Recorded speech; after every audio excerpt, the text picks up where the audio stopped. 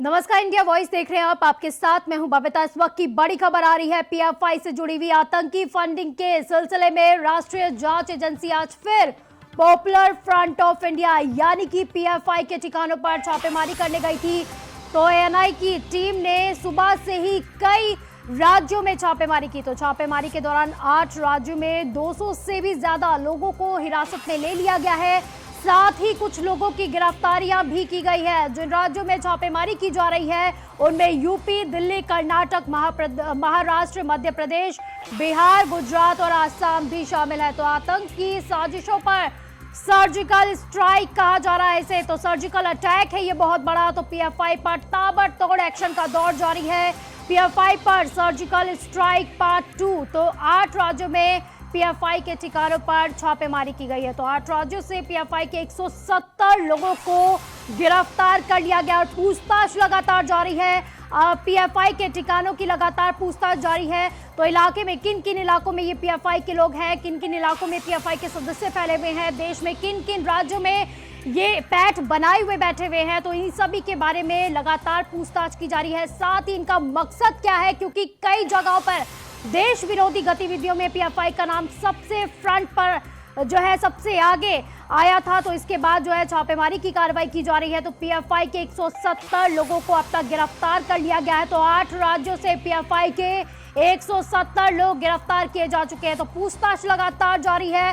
तो अलग अलग ठिकानों में लगातार जो है छापेमारी की जा रही है। वाराणसी में छापेमारी की गई थी, लखनऊ में छापेमारी हुई है, शामली में हुई है, तो बुलंदशहर में भी छापेमारी की गई है। यानी कि अलग अलग राज्यों में और यूपी के कई जिलों में जो है छापेमारी की गई है। तो वहीं पर कई जगहों पर पीएफआई के ठिकानों पर छापेमारी की गई है। कई लोगों को हिरासत में ले लिया गया है। तो सुबह से ही हम आपको खबर बता रहे हैं पीएफआई के लगातार ठिकानों पर छापेमारी की कार्रवाई की जा रही है।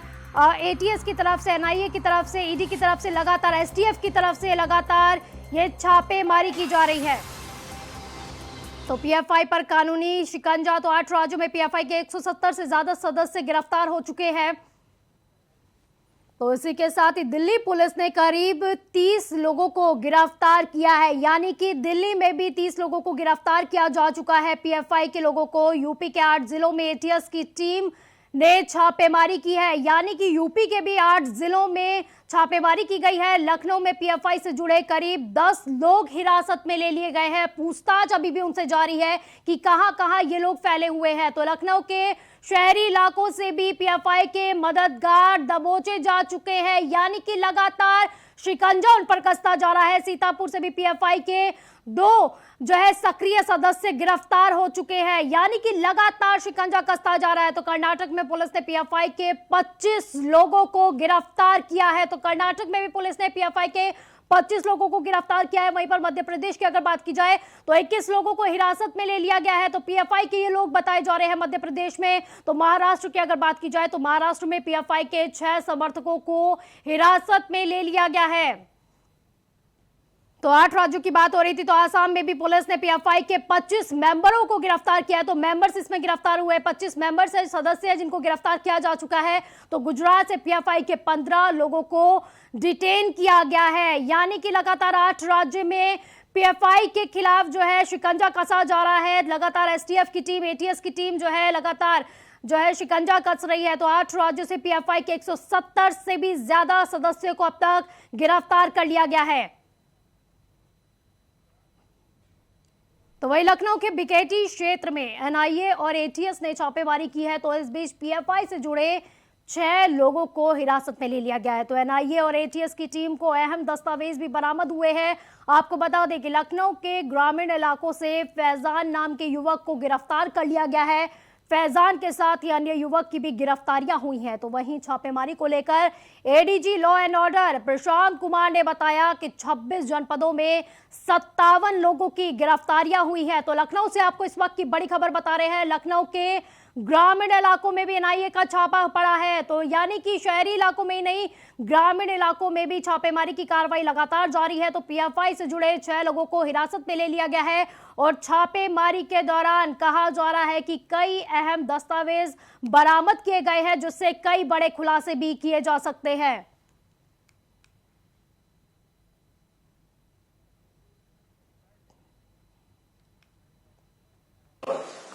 पारित की गई हिंसा एवं उक्त संगठन के सदस्यों की बढ़ती हुई राष्ट्र विरोधी गतिविधियों के दृष्टिगत जनपदीय पुलिस, एसटीएफ एवं एटीएस उत्तर प्रदेश द्वारा संयुक्त रूप से प्रदेश के 26 जनपदों में एक साथ संस्था के पदाधिकारियों एवं सदस्यों के ठिकानों पर रेड की गई, जिसमें कुल 57 व्यक्ति हिरासत में लिए गए। तो खबर बदायूं से है, जहां पर 5 फर्जी शिक्षकों पर कार्रवाई की गई है। बदायूं से आपको खबर बता रहे हैं, जहां पर 5 फर्जी शिक्षकों पर बड़ी कार्रवाई की गई है। शिक्षा विभाग में तैनात ये 5 शिक्षक थे, तो बड़ी कार्रवाई इन पर की गई है। 5 शिक्षकों को सेवा समाप्ति का नोटिस दे दिया गया है। तो बड़ी कार्रवाई की गई है। अंक पत्र और ऑनलाइन डेटा में अलग अलग मिले थे अंक, तो विभागीय जांच में बड़ा खुलासा हुआ था, जिसके बाद शिक्षकों पर यह बड़ी कार्रवाई की गई है। तो महिला शिक्षिका ने दायर की थी हाईकोर्ट में याचिका, तो इसके बाद जो है ये बड़ी कार्रवाई की गई है। तो शिक्षा विभाग में तैनात थे ये 5 शिक्षक, जिन पर बड़ी कार्रवाई की गई है। तो बदायूं से आपको बड़ी खबर बता रहे हैं, 5 फर्जी शिक्षकों पर कार्रवाई की गई है। शिक्षा विभाग में ये 5 शिक्षक तैनात थे, तो 5 शिक्षकों को अब सेवा समाप्ति का नोटिस थमा दिया गया है। अंक पत्र और ऑनलाइन डेटा में अलग अलग अंक मिले थे, जिसके बाद विभागीय जांच में ये बड़ा खुलासा हुआ था। तो आपको ये भी बता दें कि महिला शिक्षिका ने इनके खिलाफ हाईकोर्ट में याचिका दर्ज की थी, जिसके बाद जांच बैठाई गई थी और विभागीय जांच में ये बड़ा खुलासा हुआ था कि अंक पत्र और ऑनलाइन डेटा में अलग अलग अंक मिले हैं, जिसके बाद ये बड़ी कार्रवाई की गई और 5 शिक्षकों पर कार्रवाई की गई है। तो शिक्षा विभाग में ये तैनात थे ये शिक्षक, 5 ही शिक्षक, तो 5 शिक्षकों को अब सेवा समाप्ति का नोटिस थमा दिया गया है। फर्जी तो नहीं कह सकते हैं, इनका 69,000 भर्ती के 5 टीचर हैं, इनके मिसमैचिंग ऑफ नंबर्स है। नंबर मार्कशीट में कुछ है, ऑनलाइन कुछ और भरे गए थे। तो ये प्रकरण माननीय उच्च न्यायालय में लंबित थे, वहीं से संज्ञान में आया। तो इसी पर ज्यादा जानकारी के लिए हमारे संवाददाता सतीश हमारे साथ जुड़ गए हैं। सतीश, बदायूं से बड़ी खबर आ रही है, काफी बड़ी कार्रवाई शिक्षकों पर की गई है। जी, मैं बता दूं आपको कि 69,500 शिक्षकों की भर्ती हुई थी, जिसमें बदायूं जिले में 5 ऐसे शिक्षक पाए गए हैं जिनके दस्तावेज गलत तरीके से पाए गए हैं और जिनका मिलान किया गया तो उनके दस्तावेज अलग अलग तरीके से पाए गए हैं। जी सतीश, ये जो शिक्षक थे ये किस सब्जेक्ट के थे? क्योंकि टीचर्स की बात की जा रही है, तो किस सब्जेक्ट के थे और कहां पर ये पढ़ाई करते थे? जी, मैं बता दूं आपको कि ये बदायूं जिले में तैनाती इनकी 5 ब्लॉकों के अलग अलग ब्लॉकों में थी। इसमें इस्लाम नगर, सलारपुर और अंबियापुर जगत ब्लॉक, उसावा ब्लॉक में 5 शिक्षक तैनात थे। तो क्या कहा जाए, ऐसे और भी शिक्षक है? क्योंकि जांच की गई है, क्योंकि याचिका दर्ज की गई थी शिक्षिका द्वारा और जब जांच हुई तो 5 शिक्षक फर्जी पाए गए थे। तो क्या कहा जाए, आगे भी तलवार लटकी हुई है ऐसे शिक्षकों पर? जी बिल्कुल, अगर इस तरीके की जांच जो हुई है, इस तरीके की अगर जांच चलती रहेगी तो इसमें अन्य शिक्षक भी और ऐसे पाए जाएंगे जिनके दस्तावेज मूल रूप से फर्जी पाए जाएंगे। चलिए, बहुत बहुत शुक्रिया आपका इन तमाम जानकारी के लिए सतीश। तो बदायूं से बड़ी खबर आ रही है, जहां पर 5 शिक्षकों पर कार्रवाई की गई है। तो शिक्षा विभाग से जुड़ी ये बड़ी खबर है, जहां पर ये तैनात थे शिक्षा विभाग में और 5 फर्जी जो शिक्षक थे उनको अब निलंबित कर दिया गया है। बढ़ते अगली खबर की ओर, जो मथुरा से है, जहां पर एक साधु की संदिग्ध हालत में मौत होने से पूरे इलाके में हड़कंप मच गया है। मामला जैत गांव का बताया जा रहा है, जहां के प्राचीन चामण देवी मंदिर में एक साधु का शव संदिग्ध हालत में पड़ा मिला। तो बताया जा रहा है कि मंदिर की जमीन पर कुछ लोगों के कब्जाने की मंशा थी, जिसके चलते साधु की हत्या की गई है। बताया ये भी जा रहा है कि ग्रामीणों ने जैत थाना समेत एसडीएम से भी इस मामले में शिकायत की थी, लेकिन कोई भी कार्रवाई नहीं हुई और अब पुलिस मामले की जांच में जुट गई है। तो मथुरा से ये खबर आई है जहां पर साधु की हत्या से सनसनी फैल गई है इलाके में। तो कार्रवाई ना होने से ग्रामीणों में रोष है काफी, क्योंकि ग्रामीणों द्वारा ये कहा जा रहा है कि पहले भी शिकायत की जा चुकी थी, क्योंकि कुछ लोगों की ये मंशा थी कि वो मंदिर की जमीन को कब्जा ले। तो काफी समय से इस मंदिर की जमीन पर आग गड़ाए हुए बैठे थे, लेकिन जब इसकी शिकायत पहले ही जब प्रशासन से की गई तो वहां से कोई भी कार्रवाई नहीं की गई। और अब साधु की हत्या के बाद पुलिस भी जो है अब जांच में गई है। यहाँ जी हुआ है, मंदिर था 2.5-3 साल पुराना, देवी मैया को इसमें करी थी चावड़ जी। और प्राचीन मंदिर है। उसके बाद मतलब जो वही करके एक मंदिर बना था पीछे उसके जमीन पर ही काफी। तो मतलब जो वही करके बनाई तो बन के कम्प्लीट हो गई। तो इसने कमली ने वो सिंसिटी ने और वो मतलब जो मंदिर तोड़ के फेंक दिया। कमली कहाँ के रहने वाले हैं? कमली जयंत के रहने वाले। वहीं आगरा से इस वक्त की बड़ी खबर आ रही है जहां पर खनन माफिया और पुलिस में मुठभेड़ हुई है। तो आगरा से आपको ये बड़ी खबर बता रहे हैं जहां पर खनन माफिया और पुलिस में मुठभेड़ हुई है। तो दोनों तरफ से कई राउंड फायरिंग भी की गई है। तो खनन माफिया के जो है पैरों में गोली लगी है, तो हॉस्पिटल उसे पहुंचाया गया है। तो घायल आकाश गुर्जर मोरैना का बताया जा रहा है। तो 12 खनन माफियाओं के साथ पुलिस की मुठभेड़ हुई है।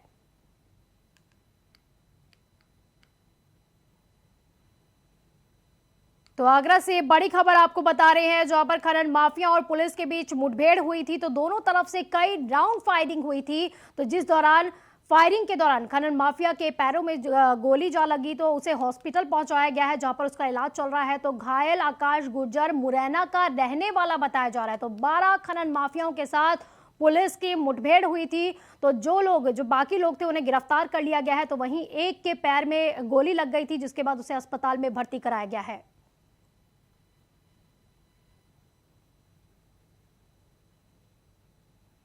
जो पुलिस टीम वहाँ पे गश्त पे थी और उनको निर्देशित भी किया गया था,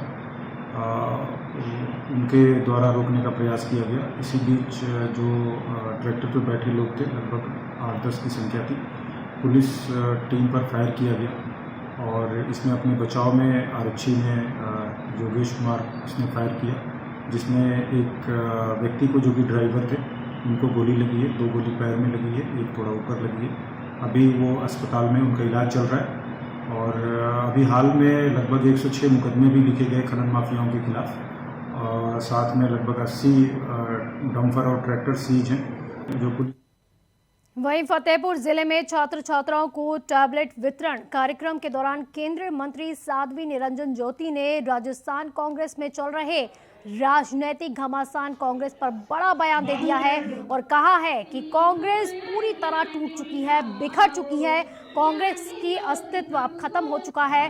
2 राज्य बचे हैं, इस बार के चुनाव में वो भी खत्म हो जाएगा। वहीं उन्होंने ये भी कहा है कि आजम खां द्वारा पुलिस की सुरक्षा वापस करने के सवाल पर उन्होंने कहा कि जो आदमी बिल्कुल खत्म होने के कगार पर है, उसके लिए मैं क्या कुछ कह सकती हूँ। सरकार की जिम्मेदारी है सुरक्षा देना, और अब उस पर विश्वास ना करना एक अलग विषय है।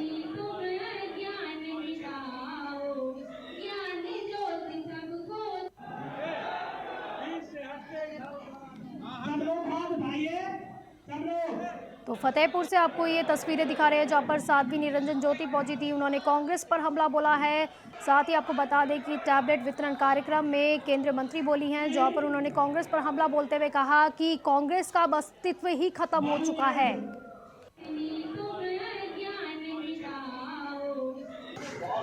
ये तो कांग्रेस ही जवाब दे सकती है। कांग्रेस पूरी तरह टूट चुकी है, बिखर चुकी है। कांग्रेस का अस्तित्व खत्म होने जा रहा है। 2 राज्य बचे हैं, अगले चुनाव में वो भी खत्म हो। तो आजम खां के विषय पर तो जो आदमी अब बिल्कुल खत्म होने की कगार पर, उसके लिए तो नहीं बोल सकती। लेकिन सरकार की जिम्मेदारी है सुरक्षा देना, अब उन पर विश्वास न करना अलग विषय। क्या राहुल गांधी फिर अध्यक्ष बन सकते हैं क्या?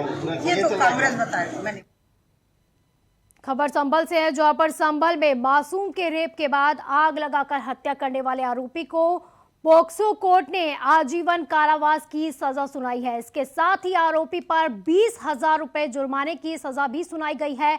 आपको बता दें कि 11 साल की मासूम को बंधक बनाकर पड़ोस के युवक ने उसका रेप किया था और मिट्टी के तेल की कट्टी लेकर पहुंचा युवक दोबारा मासूम के साथ रेप करने की धमकी देते हुए उसने मासूम पर मिट्टी का तेल डालकर उसे जलाकर मार डाला। तो पूरा मामला संभल के तत्कालीन थाना नखासा और वर्तमान थाना हजरत नगर गढ़ी क्षेत्र का बताया जा रहा है।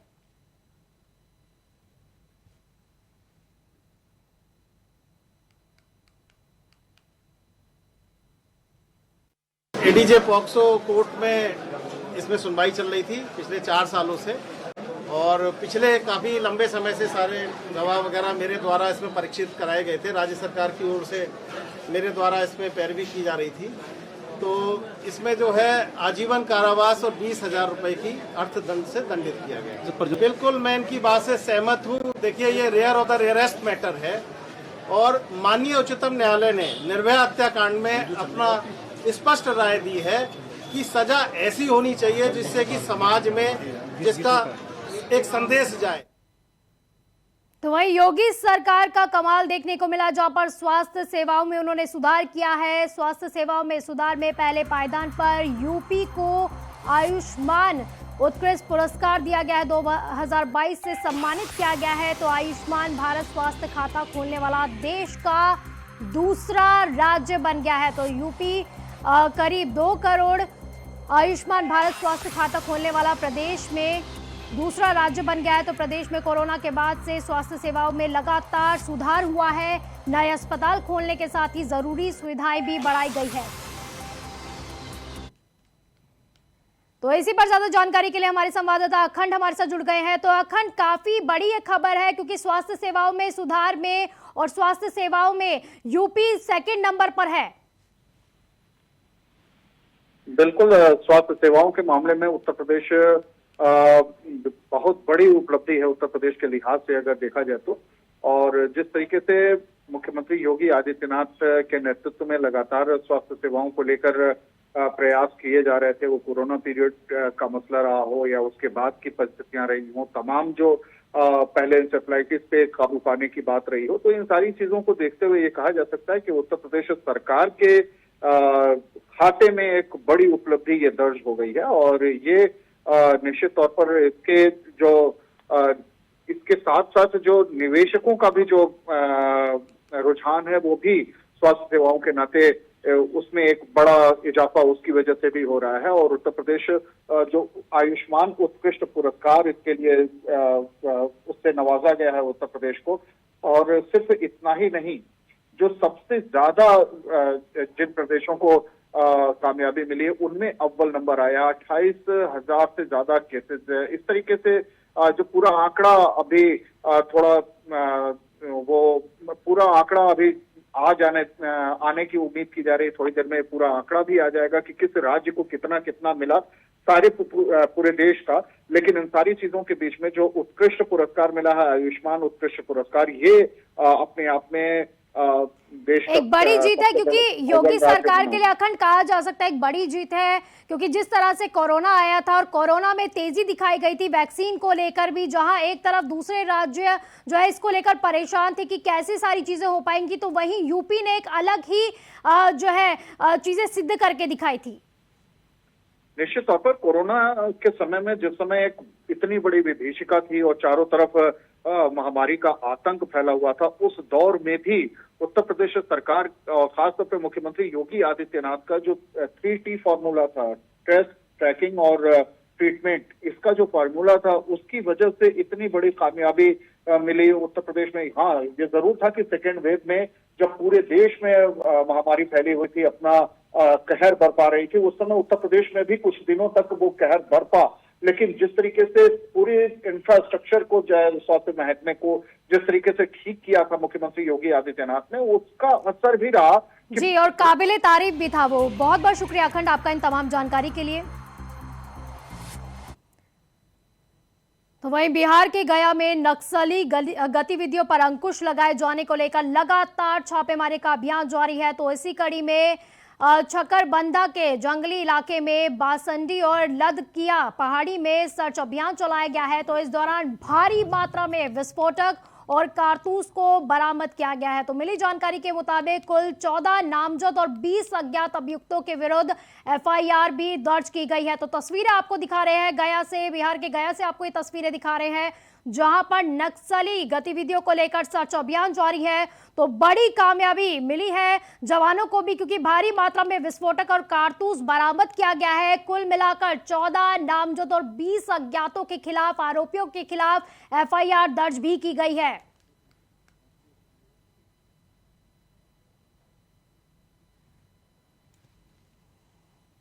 तो बिहार से आपको यह खबर बता रहे हैं, बिहार के गया में नक्सली गतिविधियों पर अंकुश लगाए जाने को लेकर लगातार छापेमारी का अभियान जारी है। तो इसी कड़ी में छकरबंदा के जंगली इलाके में बासंडी और लदकिया पहाड़ी में सर्च अभियान चलाया गया। तो उस दौरान भारी मात्रा में विस्फोटक और कारतूस बरामद हुआ है। तो तस्वीरें आपको दिखा रहे हैं, काफी बड़ी सफलता मिली है जवानों को। तो मिली जानकारी के मुताबिक कुल 14 नामजद और 20 लोगों के खिलाफ एफआईआर भी दर्ज की गई है।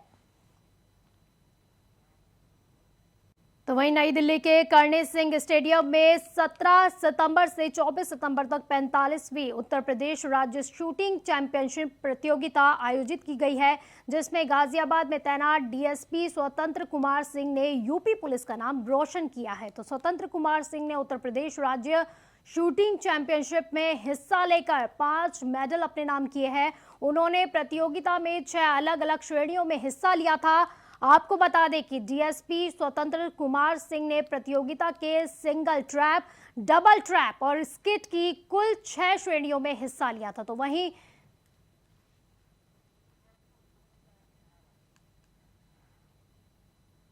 डीएसपी स्वतंत्र कुमार सिंह से ने जो है मेडल हासिल किए हैं। तो लगातार उन्होंने मेडल हासिल करके पुलिस वालों का नाम भी रोशन किया है। तो काफी बड़ी ये खबर है, नई दिल्ली से आपको बता रहे हैं, जहां पर नई दिल्ली के करणी सिंह स्टेडियम में 17 सितंबर से 24 सितंबर तक 45वीं उत्तर प्रदेश राज्य शूटिंग चैंपियनशिप प्रतियोगिता आयोजित की गई है। तो जिसमें गाजियाबाद में तैनात जो है पुलिस ने जो है मेडल हासिल किया। तो नई दिल्ली से आपको ये खबर बता रहे हैं, जहां पर करणी सिंह स्टेडियम में 17 सितंबर से 24 सितंबर तक 45वीं उत्तर प्रदेश राज्य शूटिंग चैंपियनशिप प्रतियोगिता आयोजित की गई थी। तो जिसमें गाजियाबाद में तैनात डीएसपी स्वतंत्र कुमार सिंह ने यूपी पुलिस का नाम रोशन किया है। तो स्वतंत्र कुमार सिंह ने उत्तर प्रदेश राज्य शूटिंग चैंपियनशिप में हिस्सा लेकर 5 मेडल अपने नाम किए हैं। तो उन्होंने प्रतियोगिता में 6 अलग अलग श्रेणियों में हिस्सा लिया था। तो आपको बता दें कि डीएसपी स्वतंत्र कुमार सिंह ने प्रतियोगिता के सिंगल ट्रैप, डबल ट्रैप और स्किट की कुल 6 श्रेणियों में हिस्सा लिया था। तो वहीं डीएसपी स्वतंत्र कुमार सिंह से हमारे संवाददाता जितेंद्र भाटी ने क्या कुछ खास बातचीत की है, आपको भी सुनाते हैं। गाजियाबाद के साहिबाबाद क्षेत्राधिकारी स्वतंत्र कुमार सिंह ने उत्तर प्रदेश राज्य शूटिंग चैंपियनशिप में लगातार 5वीं बार मेडल प्राप्त किया है। ज़्यादा जानकारी के लिए हमारे साथ मौजूद हैं सर। पहले तो बहुत बहुत स्वागत है आपका इंडिया वॉइस पर। जानना चाहेंगे 6 प्रतियोगिताएं और 5 मेडल, किस तरीके से मेडल प्राप्त हुआ और किस तरीके से ये गेम खेला जाता है, क्या कहेंगे? देखिए, ये 45वीं उत्तर प्रदेश शूटिंग प्रतियोगिता थी, जिसका आयोजन डॉक्टर करणी सिंह स्टेडियम नई दिल्ली में किया गया था। इसमें जो भी राज्य स्तरीय शूटर थे, जो भी राज्य स्तरीय जिन लोगों के पास असाइंड थे, जो खिलाड़ी, वही प्रतिभाग इसमें कर सकते थे। तो लिहाजा मैं पहले से एक राज्य स्तरीय शूटर का मुझे मैं हूँ जो है, तो उससे जो है इस लिहाज से मैंने इसमें पार्टिसिपेट किया था। और इसमें टोटल मेरा जो इवेंट था वो शॉटगन का इवेंट था। 12 बोर से ये खेला जाता है और इसमें टोटल 3 इवेंट थे। एक सिंगल ट्रैप था, pigeon shooting, double trap pigeon shooting और स्कीट का। और इसमें जो एक इवेंट में आप एक इंडिविजुअल के रूप में और एक टीम के रूप में 2 बार पार्टिसिपेट कर सकते हैं। तो 3 इवेंट्स में 6 टोटल कंपटीशन था, जिसमें से 5 में मुझे मेडल प्राप्त हुआ है, जिसमें 1 गोल्ड, 3 सिल्वर और 1 ब्रॉन्ज है। सर, किस तरीके से शूटिंग की जाती है, क्योंकि ये एक महंगा खेल माना जाता है और इसके लिए राइफल खरीदी जाती है, तमाम बुलेट्स खरीदी जाती हैं और फिर एक अच्छा यूँ कह सकते हैं कि जो कोई सिखाने वाला हो या कोई अच्छा सा जहाँ पे ज्वाइन कर सकें और कोई अच्छी शूटिंग रेंज हो और तमाम जगह पर सीख सकें। तो क्या आपने कहाँ पे सीखा और कब से सीख रहे हैं? निसंदेह आपने जो बातें कही वो बिल्कुल सही हैं, लेकिन बीइंग अ पुलिसमैन हम लोगों का हथियारों से रोज़ का वास्ता रहता है और हमारी चांदमारी पे भी एनुअल फायरिंग होती है। हालांकि ये बात सही है कि जो हमारी फायरिंग होती है वो विभिन्न बोरों से होती है और ये बोर 12 बोर से हमारी फायरिंग वहाँ पे चांदमारी पे नहीं होती है, और जो मेरा इवेंट था वो 12 बोर का था। तो ये बात भी सही है कि फील्ड पोस्टिंग की वजह से हम लोगों को प्रैक्टिस का कम समय मिल पाता है, हम जो है वहाँ नहीं जा पाते हैं जैसे एज अ रेगुलर शूटर जो प्रैक्टिस करके वहाँ पे जाते हैं। लेकिन ये मैं कह सकता हूँ कि हाँ, उस दिन शायद मेरा लक रहा और मेरे हाथ अच्छा चला जिससे कि मुझे ये मेडल्स प्राप्त हुए। गाजियाबाद में क्योंकि शूटिंग रेंज है और तमाम बच्चे जो हैं वो लगातार शूटिंग सीख रहे हैं, राइफल लेते हैं और तमाम जगह पर इंस्टीट्यूट जो है वो सिखाने में देखने में आया गाजियाबाद में कई जगह पे, तो उन लोगों के लिए क्या कहना चाहेंगे जो लगातार शूटिंग सीख रहे हैं? देखिए, कोई भी स्पोर्ट्स हो, सबसे ज़रूरी होता है स्पोर्ट्समैन स्पिरिट। अगर आपके अंदर स्पिरिट है स्पोर्ट्स की तो आप कभी भी किसी भी दशा में हार नहीं मानेंगे और चीज़ों को हमेशा एक पॉजिटिव वे में देखेंगे। यही मेरा संदेश उन बच्चों के लिए कि कोई भी चीज़ हो, पार्टिसिपेट करना ज़्यादा ज़रूरी है। तो ये थे हमारे साथ में स्वतंत्र कुमार सिंह। इन्होंने साफ कर दिया कि बदमाश अगर पहले गोली चलाते हैं तो जाहिर तौर पर पुलिस भी तैयार है अपनी सरकारी बंदूक लेकर, क्योंकि ये योगी की पुलिस है जनाब, और अब बदमाशों को बचना पड़ेगा योगी की पुलिस से। गाजियाबाद से योगी राम के साथ Jitendra Bhati, India voice. Bulletin में फिलहाल के लिए बस इतना ही। आप देखते रहिए इंडिया वॉइस। नमस्कार।